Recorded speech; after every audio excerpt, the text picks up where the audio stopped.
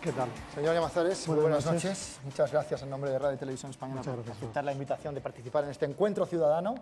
Ya a estas alturas conocemos la mecánica de este programa y por tanto pasamos enseguida a las preguntas. La primera se la hace Ricardo. Adelante, Ricardo. Buenas noches, señor Llamazares. Buenas noches. Tengo una pregunta para usted. Muy bien. Izquierda Unida gobierna en coalición en el País Vasco y supongo que sus compañeros de Ezker Batua estarán de acuerdo con el referéndum del Lehendakari Ibarretxe. Quiero que, si esto es así, me comente qué le parece a usted. Y también, ¿cuántos votos cree que perderá en el resto de España la coalición de Izquierda Unida por este motivo? Muchas gracias. Muchas gracias a usted. Izquierda Unida gobierna en el País Vasco y gobierna sobre todo para dos objetivos. En primer lugar, el objetivo de la paz, por tanto, una fuerza política comprometida con la paz, y por otro lado, el objetivo también de la política social. No en vano, en el País Vasco, la política de vivienda y la política social, la que nosotros llevamos en el gobierno, es la más avanzada de todo el país. Esos son los objetivos de Izquierda Unida en el País Vasco. Ahora hay una iniciativa del gobierno vasco que nosotros creemos que es una iniciativa legítima, una iniciativa que puede discutirse, ante la cual no hay por qué encausar, como plantea el Partido Popular, al Lehendakari, tampoco hay por qué dar portazos, hay que dialogar y hay que negociar, y la propuesta que hace Izquierda Unida a la sociedad española es que mejore el Estatuto Vasco, porque nuestra propuesta es la de una España federal, es decir, una España en convivencia de todos los pueblos, incluido el pueblo vasco. Por lo tanto, Izquierda Unida tiene en esa materia una política muy clara que estoy seguro agradará no solamente a los vascos de Ezker Batua, sino a todo el Estado. Pero no me respondió a la segunda, de los votos que piensa que perderán en el resto de España. Sí le respondí que creo, que estoy convencido que nuestra política para el País Vasco no solamente es buena para el País Vasco y nos ha traído buenos resultados en el País Vasco, sino también que será buena para el conjunto del Estado. Un indicador muy importante es que nosotros tenemos también buenos resultados en Navarra, ¿no? También tenemos buenos resultados en Navarra y tenemos buenos resultados también en otros lugares del Estado. Por tanto, el comprometerse con el diálogo, el comprometerse con la paz y al mismo tiempo hacer una propuesta de desarrollo autonómico en un sentido federal es un hecho positivo, darle normalidad democrática a la vida del país, porque nosotros estamos convencidos de que en España no hay ningún peligro de división, no hay ningún peligro de confrontación. España va a seguir caminando unida en el futuro con mecanismos de convivencia que son los estatutos de autonomía. Muchas gracias. Ricardo. Gracias. Gema. Buenas noches. El micro, Gema, gracias. Bueno, mi pregunta es sobre el archivo histórico. ¿No cree usted, señor Llamazares, que el proyecto de ley histórica que se está llevando a cabo no es remover rencillas del pasado? Yo creo que hoy por hoy hay asuntos mucho más importantes que dividir a los españoles. ¿A usted qué le parece? Bueno, me parece una opinión muy respetable. Lo que pasa es que yo hago la siguiente reflexión. La calidad de una democracia no solamente es los derechos sociales que reconozca o la participación democrática de sus ciudadanos. También una democracia debe hacer honor a sus abuelos. Creo que debe hacer honor a sus abuelos. Sobre todo a sus abuelos que han luchado por la democracia y que han transmitido esas libertades a hoy. Les debemos en buena parte esas libertades. Lo que pretende la ley de memoria es, por una parte, que en las calles españolas no haya pues nombres que, por ejemplo, no hay en las calles alemanas o en las calles italianas. A nadie se le pasa por la cabeza que en Italia o en Alemania hay una calle dedicada a Goebbels o una calle dedicada a Mussolini. En España sí, en España hay calles dedicadas a los rebeldes contra la democracia y contra la república. Y por otra parte, que recordemos, como se recuerda en toda Europa, a los demócratas españoles. Hay demócratas españoles que liberaron París en la Segunda Guerra Mundial, que en España están en las cunetas, que en España no se saben sus nombres. Por lo tanto, lo único que pretendemos es no abrir nuevas heridas, sino cerrar la herida del olvido con nuestra memoria democrática, que es una muestra de calidad de la democracia. Muchas gracias. Miguel. Hola, buenas noches.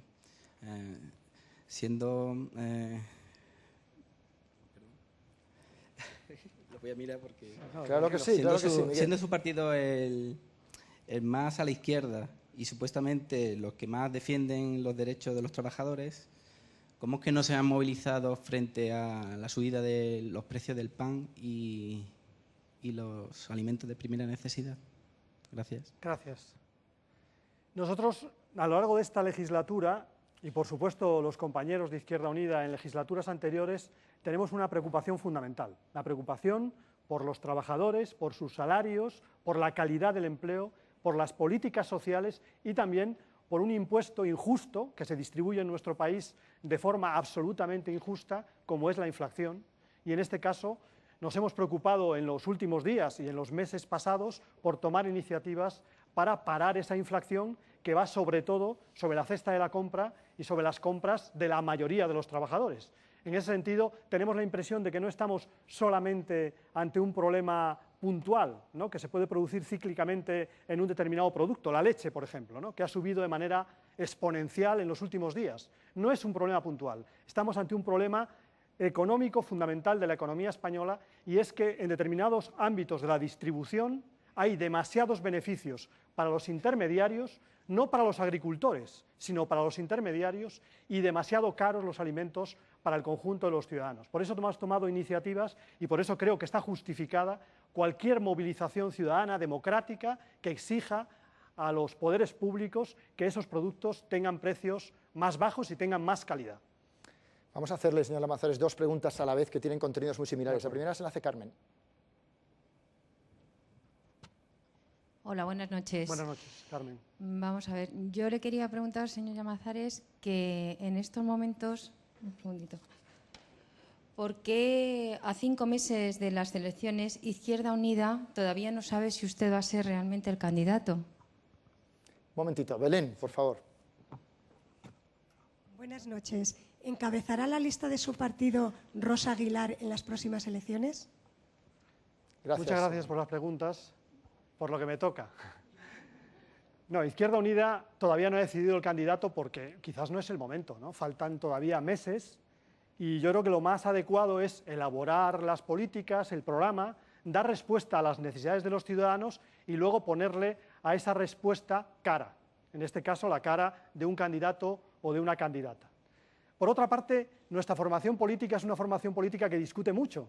Y yo creo que eso es bueno para la democracia del país, que discuta incluso sus candidatos. Nuestros candidatos o candidatas no van a ser por unanimidad.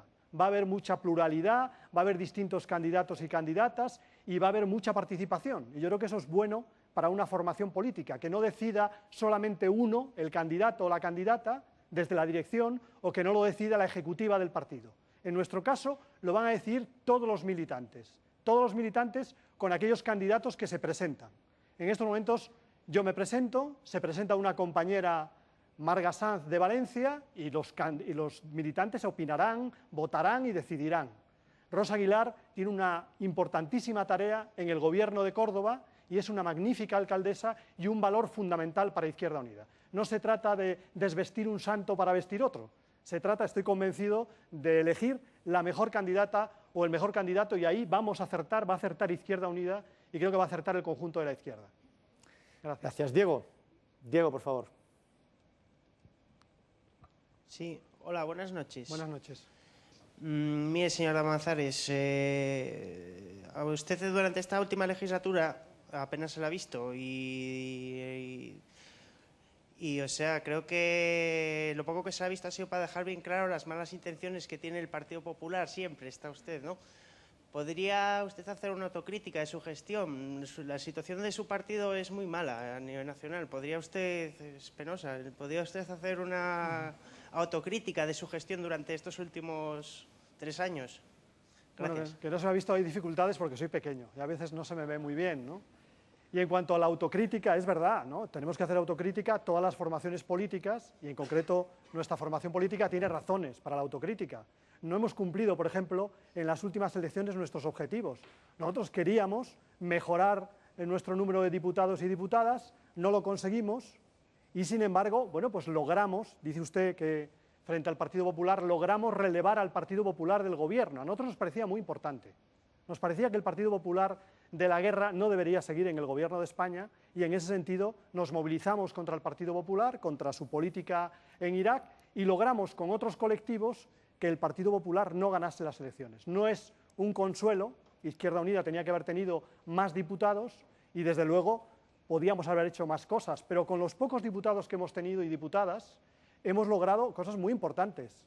Las leyes fundamentales de esta legislatura de carácter social, las leyes que cambian esta legislatura, tienen el marchamo de Izquierda Unida. Es decir, la ley que permite el matrimonio entre parejas, en parejas gays. La ley que, por ejemplo, por otra parte, reconoce la igualdad de género entre hombres y mujeres. La ley de atención a la dependencia, que nos parece muy importante en el reconocimiento de los derechos sociales. La retirada de las tropas de Irak. Todas esas decisiones las ha tomado el Gobierno en minoría gracias a acuerdos con Izquierda Unida. Luego, es verdad que nosotros pues somos pequeños, ¿no? Eso hay que reconocerlo y ser autocrítico, pero al mismo tiempo somos capaces, por la fuerza social que tenemos en organizaciones sociales, sindicales, también por la iniciativa política de nuestra gente, que es muy activa, pues somos capaces de provocar cambios en la sociedad española para bien. Por ejemplo, hay una ley que nadie nos reconoce, la primera ley de limitación de la subcontratación en la construcción, que es muy importante, porque la subcontratación es la precariedad y la accidentabilidad en la construcción, es una ley presentada y aprobada gracias a nuestro grupo parlamentario. Por lo tanto, creo que somos pequeños, pero hacemos cosas importantes. Gracias, Diego. Francisco, por favor. Buenas noches. Micro, Francisco. El micro, gracias. Buenas noches, señor Llamazares. Francisco. ¿No cree usted que los votantes de Izquierda Unida y simpatizantes se han visto defraudados en las votaciones de mayo por los pactos que han hecho con la derecha, más que nada con PP en varias comunidades? Por ejemplo, Chiclana. Gracias. Gracias. En general, nosotros la política que hemos seguido, y en ese sentido formamos parte de muchos gobiernos municipales, es acordar los gobiernos municipales en el seno de la izquierda. De hecho, en la mayor parte de los gobiernos donde nosotros tenemos alcaldía, ¿no? Y no estamos en mayoría, estamos en acuerdos con el Partido Socialista y con otras fuerzas de la izquierda en base a un programa común. Y en lugares donde formamos parte de la mayoría, pero no tenemos la alcaldía, también somos parte de una coalición normalmente de izquierdas. Es lo más habitual y ha habido muy pocas excepciones, muy pocas excepciones. Algunas de ellas tendrán que cambiar, porque nuestra voluntad es que haya acuerdos para hacer políticas de izquierdas, y eso se hace con la izquierda. En otros casos son casos muy puntuales, que se corresponden con una realidad municipal, con una realidad muy concreta en el ámbito municipal. Yo creo que, por lo tanto, la norma han sido acuerdos de izquierdas a nivel del Estado y en los municipios, y que la excepción no puede empañar la norma. La norma es acuerdos de progreso y de cambio, y en ese cambio estamos comprometidos. La pregunta es que usted me contestara que si han sido expulsados esos señores que han hecho el pacto con el PP, o no han sido, o siguen mandando. Por ejemplo, en Chiclana siguen mandando. La política de derecha, que han sido una izquierda, bastante izquierda, con una derecha, que le han quitado el voto a otra izquierda. Gracias, Francisco. Sí. La política normalmente de Izquierda Unida, como digo, es los acuerdos en la izquierda. Y eso ha sido el planteamiento y la orientación de Izquierda Unida Federal a todas sus organizaciones. Ha habido la mayor parte de las organizaciones que han seguido ese planteamiento. Habrá otras que probablemente, de forma muy casual, no es la norma, pues que no hayan hecho eso. Bueno, pues las organizaciones de esa zona tendrán que tomar decisiones, sancionar a esos compañeros en unos casos, convencerlos en otros. Bueno, yo prefiero que una organización se mantenga para que pueda hacer una política de izquierdas, no quedarnos sin organización en Chiclana, por ejemplo, ¿no? Yo creo que lo importante es tener organización de izquierdas y hacer acuerdos de izquierdas si estos son posibles. Si son posibles, estoy convencido de que va a ser así. Gracias. María José, por favor. Buenas noches. Buenas noches. Vamos a ver, yo quería hacerle la siguiente pregunta. Siempre que hay un atentado de ETA, todos los políticos, no solamente su partido, sino todos, van a ver a las víctimas, se hacen las fotos, salen en programas de televisión, pero yo estoy convencida de que hay un terrorismo mucho más fuerte que el de ETA, y es el de la violencia de género. Llevamos más de 60 mujeres muertas. Y yo quiero que ustedes también, cuando hay una víctima de este tipo, se hagan la foto, hagan declaraciones, salgan en televisión. Y también quiero que cuando se quema un contenedor, un cajero automático, por lo menos en la zona donde yo vivo, que es el País Vasco, y caen 18 o 20 años de prisión, le caiga lo mismo al que le corta el cuello a una mujer. Gracias.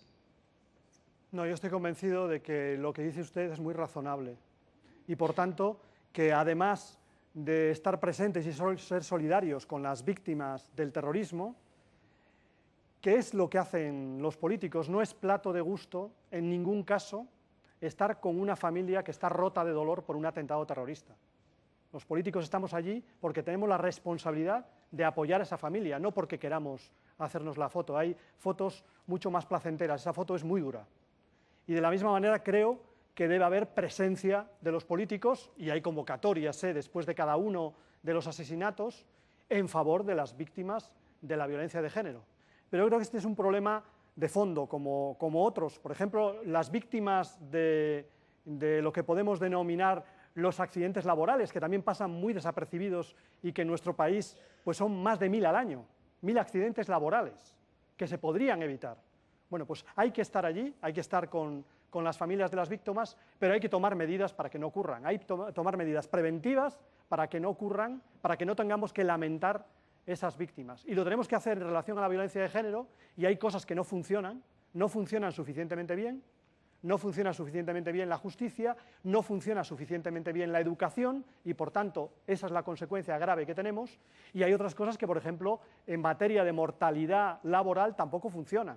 Y tenemos que tomar medidas en esa materia, porque hay planes, hay leyes, pero se incumplen. Entonces tenemos que hacer que se cumpla la ley, sancionando incluso a aquellos empresarios que no quieren cumplir la ley, pero sobre todo, tenemos que garantizar mecanismos preventivos para que no haya accidentes laborales. El mejor mecanismo preventivo para que no haya accidentes laborales es el empleo de calidad en nuestro país. Es decir, que los jóvenes, que las mujeres no tengan empleos basura, empleos precarios, que les obligan a largas jornadas y que al final de la jornada ya no son capaces de garantizar su propia seguridad. Por tanto, creo que es muy importante usted lo que ha dicho, y creo que es muy importante que los políticos estemos allí y que nos comprometamos de verdad, sobre todo con cambiar las cosas. Sí, Isabel, adelante. El micro, Isabel, gracias. Hola, buenas noches. Buenas noches. Yo tengo una pregunta para toda la clase política. Mi pregunta es que soy hija de un enfermo de Alzheimer. Esta enfermedad es terrible. Aparte de eso, tiene unos costos para su cuidado, porque necesita unos cuidados excepcionales. Y en el caso de mi padre no puede mantenerlo, porque cobra 480 euros. Aparte de eso, hay personas con menos de 65 años que lo tienen y no pueden acceder a ninguna ayuda de ningún tipo. A mí me gustaría, si puede ser, ¿qué es lo que usted podría llevar ante los políticos, compañeros suyos, para poder solucionar este problema? Me parece un problema muy importante, y recientemente, ayer mismo hemos tenido una buena noticia, ¿no? La revista, me parece que Nature, la revista inglesa, hablaba de posibilidad de marcadores que nos indiquen a aquellas personas que tienen más riesgo de padecer Alzheimer, ¿no? Por lo tanto, podremos prevenir, cosa que hasta ahora era muy complicada, coger el Alzheimer en sus primeros estadios y, por tanto, frenar su evolución. Creo que eso es muy importante. Por tanto, ahí hay toda una investigación sanitaria, médica, que hay que apoyar. En ese sentido, nosotros creemos que lo que dedicamos a investigación todavía es muy poco en este país, y, sobre todo, no tanto a investigación militar, que, bueno, pues en algunas materias puede ser importante, nosotros cuestionamos esa investigación militar, sino investigación, por ejemplo, sanitaria. Pero, por otra parte, no cabe duda que los enfermos de Alzheimer ya están ahí y que hay que tomar medidas para acompañar a la familia, para, de alguna manera, proteger y conseguir que tengan la mejor calidad de vida. En ese sentido, la Ley de Atención a la Dependencia es un primer paso, un paso tímido, pero, por ejemplo, la gran dependencia, este año en que estamos, debería estar cubierta. Otra cosa es que los mecanismos burocráticos hayan retrasado la aplicación de la ley. Pero hay 450 millones de euros, por iniciativa, entre otros, de nuestro grupo parlamentario, para que eso se ponga en marcha. La ley de dependencia reconoce el derecho de los ciudadanos a atender esas situaciones. Por lo tanto, exíjase ese derecho. Este año son los grandes dependientes, el próximo año es otro escalón de la dependencia, y el objetivo es que universalmente todos los ciudadanos españoles, que sean ancianos o tengan una discapacidad, tengan apoyo por parte de la Administración, y apoyo que no dependa de su renta, que no se coma la renta que tienen los ciudadanos. Ese es el objetivo de la ley y hay que exigir, y nosotros lo haremos, que se cumpla la ley y que se apoye en concreto a las familias que tienen entre sus parientes un enfermo de Alzheimer. Gracias. Beatriz, adelante. Hola, buenas noches, señor Llamazares. Mi pregunta es relativa a lo que es la ayuda a las madres, porque como ve estoy embarazada, no sé si lo ve, no se lo digo. Simplemente le quería preguntar si usted ve necesaria, o sea, ve suficiente la ayuda que se ha prometido a futuras madres de 2.500 euros por el nacimiento del primer hijo y los 100 euros al mes por madre trabajadora. Yo lo veo bastante insuficiente y, de hecho, me parece incorrecto porque la madre que no es trabajadora también necesita esos 100 euros al mes. Simplemente esa es mi pregunta. Gracias. Está claro. Este es otro de los temas o de las asignaturas pendientes del Estado del bienestar en España. Mientras la media de la Unión Europea en atención a las familias pues gasta un porcentaje importante de presupuestos públicos, nosotros tenemos todavía 10 veces menos de apoyo a las familias que la media de la Unión Europea. Eso es evidente y, por tanto, hay que compensarlo. En todo caso, nosotros nos hemos planteado con respecto al cheque bebé, que se ha dado en llamar ya esta iniciativa, si no sería mejor que en vez de dar un cheque que luego pues lo tendrán en cuenta los propietarios de las guarderías, los de los dodotis y otros muchos para poner esos productos más caros en el mercado, si en vez de dar ese cheque bebé directamente, no sería mejor, por ejemplo, y es lo que hemos intentado nosotros, poner en marcha guarderías que seguramente le facilitan mucho más la tarea a los padres para tener un niño que el darle un cheque puntual en un momento de su vida. Creemos que es más importante montar un servicio público de atención a las familias, en este caso un servicio público de enseñanza, de educación infantil, que creemos a largo plazo va a ser mucho más importante para el país. De la misma manera que preferimos un buen sistema público de sanidad a un cheque sanitario que tú te compres en cualquier clínica privada, creemos de la misma manera que es mejor tener un buen sistema público educativo que no únicamente un cheque que luego tengas que comprarte el producto o la educación en el mercado. Simplemente le quería comentar. Es que me parece muy suficiente. De hecho, también me ha dicho lo del cheque bebé, pero, por ejemplo, los 100 euros al mes, que es hasta los 3 años, sí. Las que no trabajamos por lo que sea, o hablo por mí o como puede hablar como otra mujer, ¿no tienen derecho a esos 100 euros? Deberían tenerlo. Y, de hecho, esa es una promesa incumplida. Es una promesa incumplida porque la promesa que hizo el Gobierno no era únicamente para las madres trabajadoras, sino que era una promesa universal. En todo caso, sigo diciendo lo mismo. Yo creo que frente al pago de un cheque para que se compre en el mercado pues lo que sea que necesite la familia, yo creo que es más positivo. Mi grupo, Izquierda Unida, cree que es más positivo poner en marcha servicios públicos. Servicios públicos como, por ejemplo, la educación infantil, que eso sí le sale caro a las familias. Por ejemplo, me parece que ahora están a unos 300 y pico, 400 euros al mes, ¿no?, los centros de educación infantil, ¿no? Pues ahí sí se podría hacer un esfuerzo por parte de la Administración. Gracias. Antonio, recuerdo que si es posible, antes de hablar, nos ponemos de pie. Sí. Porque hola, si no, buenas noches. Buenas noches. Mi pregunta va en otro sentido. Nosotros los trabajadores necesitamos 35 años de cotización y cumplir los 65 para tener derecho al 100% de la jubilación en la escala que nos corresponda. Ustedes, todos, los diputados y no sé si los congresistas, por el mero hecho de serlo durante 2 legislaturas, se han asegurado ya el 100% de la pensión que le corresponda cuando cumplan los 65 años. ¿Creen ustedes que se atreverían a ponerlo en sus programas y decírselo a los que van a verlos en los mítines? ¿Cómo justificarían el que ustedes puedan cobrar esa cantidad y una persona que ha estado trabajando durante años a lo mejor solamente tenga 600 euros?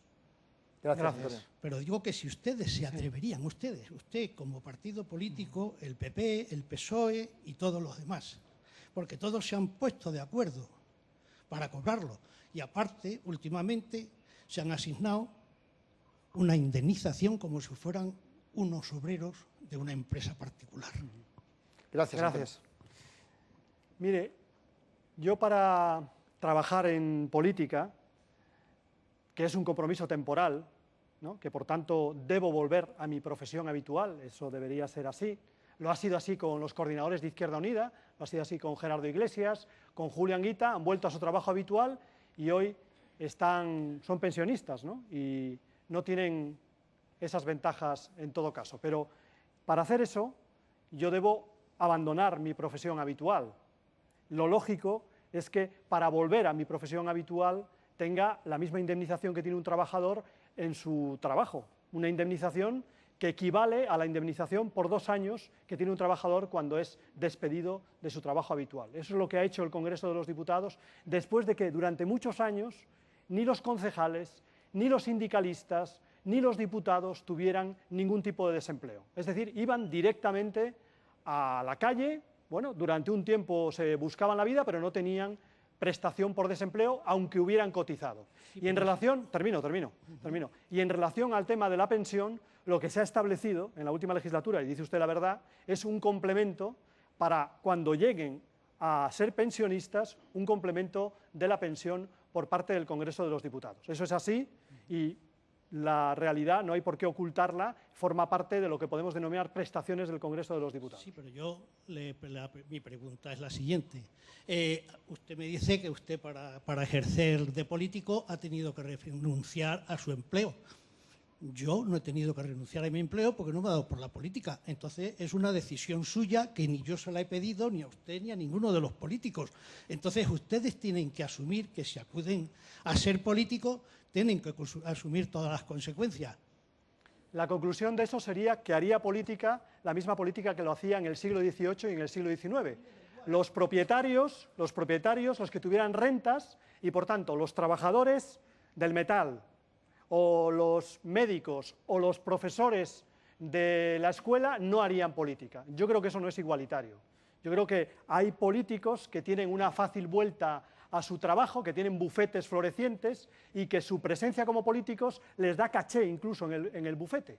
Hay otros políticos que tienen otras profesiones, por ejemplo, el hecho de que yo tenga que acudir a algún desmayo de un diputado no me da caché como médico. Yo tendré que reciclarme y para reciclarme yo, por ejemplo, con lo que ha cambiado la medicina, y además un poco torpe que va siendo uno, pues seguramente necesitaré pues no 6 meses, que es lo que me permiten, quizás 1 año de reciclaje. Por lo tanto, es normal que eso se produzca así y creo que es una garantía de que en la política puede estar todo el mundo. Gracias. Alejandro. Muy buenas noches, señor Llamazares. Bueno, lo primero aclarar una cosa, la primera pregunta que ha dicho, que en Navarra tienen muchos votos, yo soy navarro y la verdad discrepo un poco en la cantidad de votos que sacaron. Bueno, pero mi pregunta es otra. 9% de los votos, está bien. Bueno. Superior a la media. Mi pregunta es otra, no tiene nada que ver con eso. Mi pregunta es que no me explico, a ver si me puede explicar, cómo un partido como Izquierda Unida, defensor de los derechos humanos, de la democracia, de las libertades, muy crítico con las dictaduras y con los regímenes autoritarios, cómo un partido así puede apoyar una dictadura y un régimen autoritario como el de Cuba y a un dictador como es Fidel Castro. Porque, bueno, esa es mi pregunta, porque hoy, un dato que anda hoy en la radio por la mañana, ya son 11.400 en el último año los cubanos que se han ido de Cuba en el último año. O sea, ¿cómo puede un partido como el suyo apoyar esa dictadura? Muchas gracias. Alejandro. Bueno, además estamos en el aniversario de la muerte de Ernesto Che Guevara. Nosotros somos una formación política que está comprometida con la izquierda, comprometida con Latinoamérica y también con Cuba. En ese sentido, no compartimos pues la obsesión que, por ejemplo, tienen los Estados Unidos con el régimen cubano. No lo compartimos. Creemos que en Cuba la revolución cubana ha traído cosas importantes, como por ejemplo, frente a una dictadura, que es lo que sufrían a finales de los años 50, les trajo la soberanía, ya no son el patio de atrás de los Estados Unidos, y por otra parte les trajo derechos sociales. Cuba tiene en estos momentos indicadores de salud, indicadores de educación. e indicadores de servicios sociales que son parangonables a cualquier país europeo. Pero Cuba necesita reformas, es verdad que necesita reformas, y lo reconoce el propio gobierno cubano. Pero para que haya reformas en Cuba, la política no puede ser el embargo, la política no puede ser el bloqueo, la política tiene que ser, en nuestra opinión, el diálogo sobre todo. El diálogo sobre economía, el diálogo sobre sociedad, el diálogo sobre cooperación, el diálogo sobre derechos humanos. Así podemos influir mucho más en el futuro de Cuba que únicamente con la política del embargo que ha seguido los Estados Unidos y que durante una época ha seguido también el gobierno español de la mano de José María Aznar. Puede que antes de Fidel Castro fuera, como usted dice, el patio atrás de Batista. El patio atrás de Estados Unidos. Pero es que ahora sigue estando por los suelos. O sea, porque no entiendo, o sea, la pregunta era cómo pueden criticar unas dictaduras que otras dictaduras también han tenido algo bueno. Obviamente tuvieron algo malo, pero también tuvieron algo bueno.